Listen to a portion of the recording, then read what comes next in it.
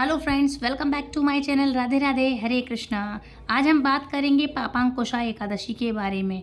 पाप रूपी हाथी को व्रत के पुण्य रूपी अंकुश से वेधने के कारण ही अश्विन मास के शुक्ल पक्ष की इस एकादशी का नाम पापांकुशा एकादशी है। इस दिन पद्मनाभ भगवान विष्णु की भक्ति भाव से पूजा करके ब्राह्मणों को उत्तम दान एवं दक्षिणा देनी चाहिए। जनहितकारिणी निर्माण कार्यों तथा मंदिर, धर्मशाला, तालाब, प्याऊ, कुएं, बाग आदि बनवाने के कार्य प्रारंभ करने के लिए पापांकुशा एकादशी एक उत्तम मुहूर्त है। धर्मराज युधिष्ठिर ने श्री कृष्ण से आदर पूर्वक कहा, भगवान को नमन करके कहा, जनार्दन, अश्विन मास के शुक्ल पक्ष की एकादशी का क्या नाम है? अब आप कृपा करके इसके व्रत की विधि और उसका फल कहिए। भगवान श्री कृष्ण ने कहा, हे युधिष्ठिर, समस्त पापों को नाश करने वाली इस एकादशी का नाम पापांकुशा एकादशी है। इस दिन मनुष्य को विधि पूर्वक भगवान पद्मनाभ की पूजा करनी चाहिए। यह एकादशी मनुष्य को मनवांछित फल देकर स्वर्ग प्राप्त कराने वाली है। मनुष्य को बहुत दिनों तक कठोर तपस्या करने से जो फल मिलता है, वह फल भगवान गरुण ध्वज को नमस्कार करने से प्राप्त हो जाता है। जो मनुष्य अज्ञातवश अनेक पाप करते हैं परंतु नित्य हरि को नमस्कार करते हैं, वे नरक में नहीं जाते। विष्णु के नाम के कीर्तन मात्र से संसार के सब तीर्थों के पुण्य का फल मिल जाता है उन्हें। जो मनुष्य भक्तवत्सल भगवान विष्णु की शरण में जाते हैं, उनको कभी भी यम यातनाएं नहीं भोगनी पड़ती। जो मनुष्य वैष्णव होकर शिव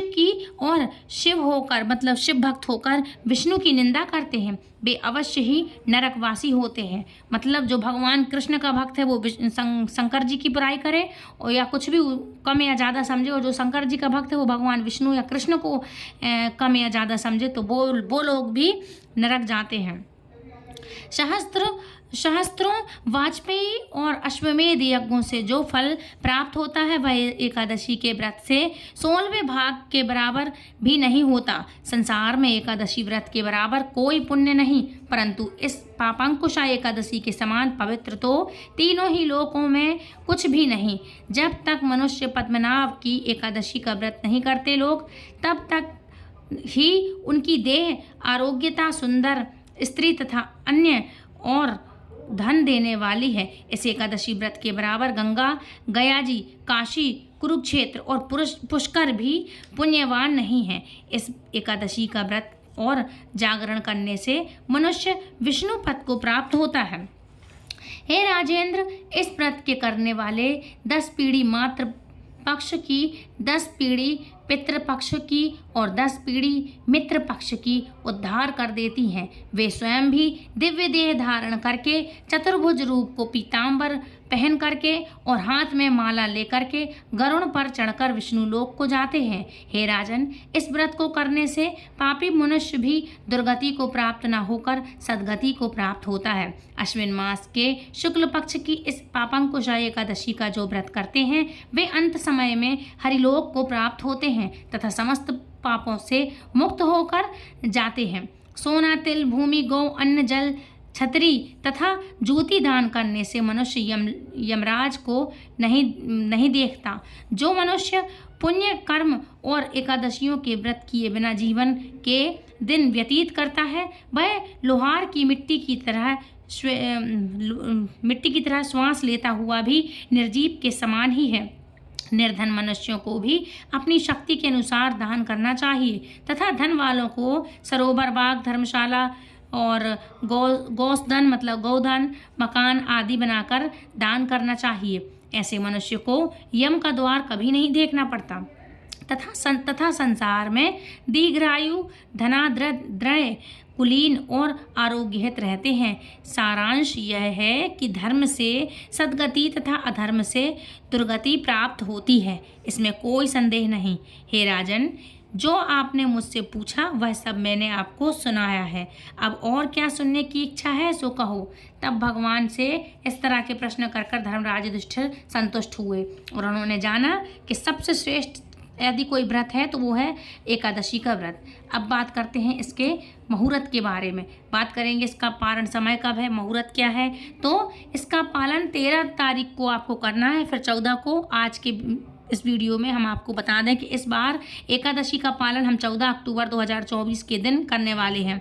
ऐसा क्यों करते हैं, तो यह हम आज के वीडियो में विस्तार से जानेंगे कि पापांकुशा एकादशी अपने नाम के अनुसार ही व्यक्ति के सभी पापों का नाश करके उन्हें मोक्ष प्रदान कराती है। तो अब बात करते हैं इसके समय के बारे में कि कब रखा जाएगा।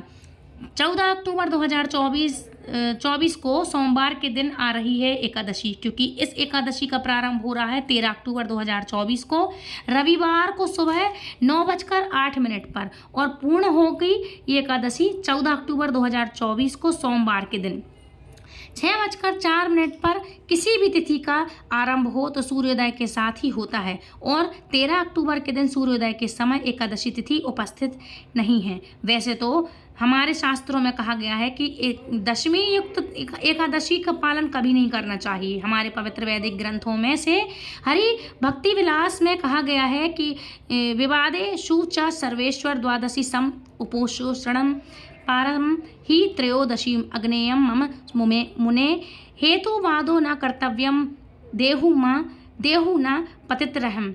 यानी श्री मार्कंडेय द्वारा इंद्रद्युम्न से भगवत आज्ञा पालन हेतु कहा है कि समस्त विद्वानों का निर्णय एक ही है कि द्वादशी को व्रत करना चाहिए और त्रयोदशी को उसका पालन करें।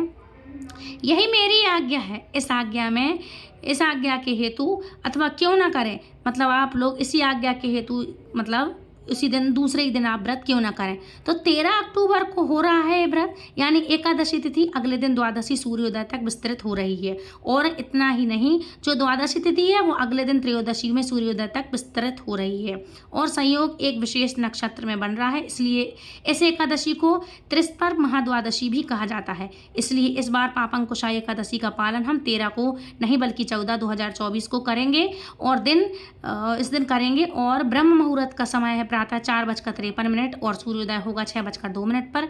इसका पारण हम करेंगे त्रयोदशी के दिन, यानी 15 अक्टूबर 2024 को दिन मंगलवार के दिन। पारण का समय रहेगा प्रातः 6:29 से लेकर के 10:18 के बीच में।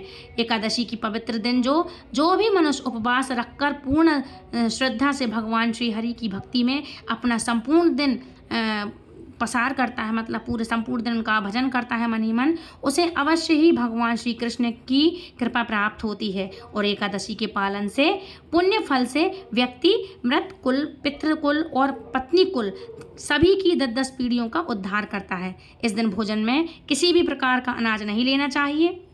एकादशी के दिन व्रत का पालन दूध या फल निराहार रह करके किया जा सकता है। अगर निराहार करके एकादशी का पालन संभव ना हो तो कुछ परिस्थितियों में व्यक्ति एकादशी का भोजन मतलब एकादशी के एक दिन पहले एक भोजन कर सकते हैं, वो भी बिना लहसुन प्याज का। अब बात करेंगे इस दिन क्या करना चाहिए। तो देखो, सबसे पहले तो आपको नहा धोकर व्रत का संकल्प लेना चाहिए और तुलसी दल इस दिन आपको नहीं चढ़ाना चाहिए, मतलब तोड़ना नहीं चाहिए और ना ही इसमें जल चढ़ाना चाहिए तुलसी दल में पौधे में, क्योंकि माँ तुलसी भी विष्णु जी के लिए व्रत रखती हैं। तो उनका ऐसे में उपवास जो होता है, उनका फास्ट होता है, वो खंडित हो जाता है और वो तो हर बार निर्जल रखती हैं व्रत।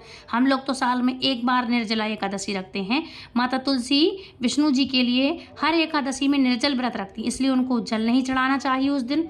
दीपक से आप पूजा करें, उनको कुमकुम हल्दी रोली टीका वगैरह है, चुनरी है, ये सब करें। आप तुलसी माँ की परिक्रमा करें, लेकिन तुलसी दल आप तोड़ें नहीं और माता तुलसी को जल ना चढ़ाएं। एक दिन पहले 2 दिन पहले आप तुलसी दल तोड़ सकते हैं, अन्यथा उनको नहीं उस दिन आपको स्पर्श नहीं करना चाहिए तुलसी माँ को, ठीक है। अब भगवान विष्णु को बढ़िया से पंचामृत से आप बढ़िया उनको अभिषेक करके उनको नहलाएंगे, उनको बढ़िया साफ सुंदर वस्त्र धारण कराएंगे। आप भी स्वच्छ वस्त्र धारण करें, पूरे घर को पवित्र करें।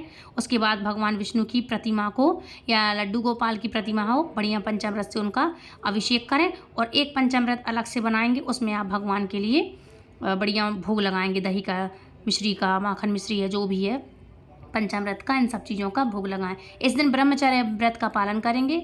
कुछ दिन पहले ही से ही करना होता, क्योंकि नवरात्रि चल रहे थे तो आपको नवरात्रों में भी करना चाहिए था और एकादशी पर भी आपको एक दिन पहले से ही बढ़िया ब्रह्मचर्य व्रत का पालन करें। इस दिन नेल्स वगैरह नहीं काटना चाहिए, बाल इस दिन नहीं धोते हैं, ध्यान रखना। कि एकादशी के दिन बाल नहीं धोना चाहिए, एकादशी पर बाल नहीं धोते हैं।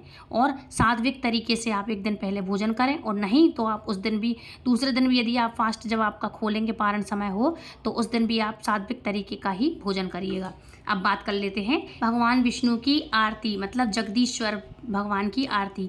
ओम जय जगदीश हरे प्रभु जय जगदीश हरे, भक्त जनों के संकट क्षण में दूर करे। ओम जय जगदीश हरे, जो ध्यावे फल पावे, दुख विन से मन का प्रभु दुख विन से मन का, सुख संपत्ति घर आवे, कष्ट मिटे तन का। ओम जय जगदीश हरे, मात पिता तुम मेरे, शरण कहूँ मैं किसकी, स्वामी शरण कहूँ मैं किसकी, तुम बिन और न दूजा, आस करूँ मैं किसकी। ओम जय जगदीश हरे, तुम पूर्ण परमात्मा, तुम अंतर्यामी, स्वामी तुम अंतर्यामी, पार ब्रह्म परमेश्वर, तुम सबके स्वामी। ओम जय जगदीश हरे, तुम करुणा के सागर, तुम पालन करता, स्वामी तुम पालन करता, मैं मूरख खल कामी, कृपा करो भरता।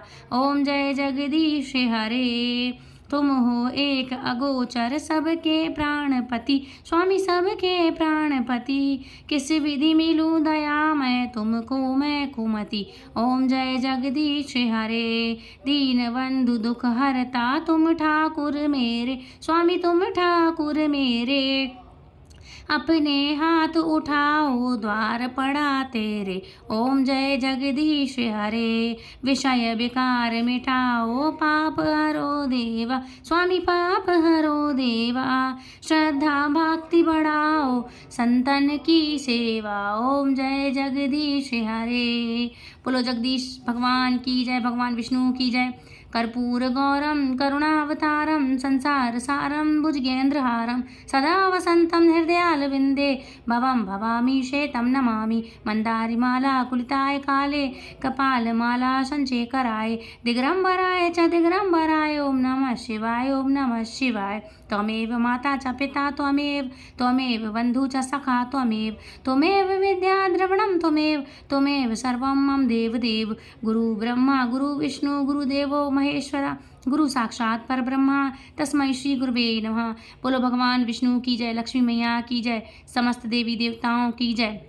तो फ्रेंड्स, ये थी आज की वीडियो। आई होप आज की वीडियो आपको पसंद आई होगी।